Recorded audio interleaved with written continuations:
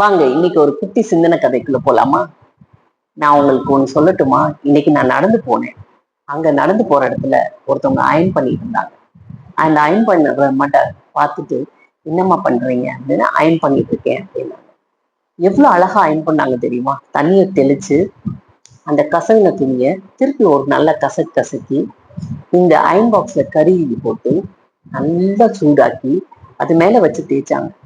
தேய்ச்சோனையுமே அந்த துணியில அந்த கசங்குனது, அந்த ஈரப்பதம் எல்லாமே காஞ்சு போய் பல அழகா துணியா ரெடி ஆயிடுச்சு.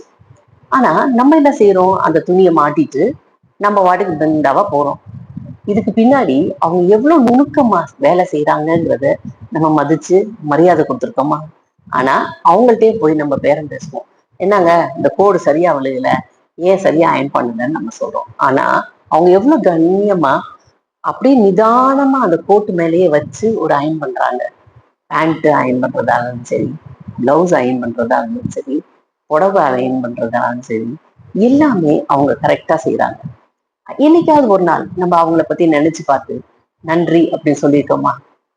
சொன்னா நல்லா இருக்கும்ல. வாங்க போய் இந்த மாதிரி சின்ன சின்ன வேலைகள் நமக்கு உதவி செய்யறவங்கள நன்றி சொல்லும் போது நம்மளுக்கு ஒரு சந்தோஷம் பிறக்கும். வாங்க சந்தோஷமா வாழலாமா?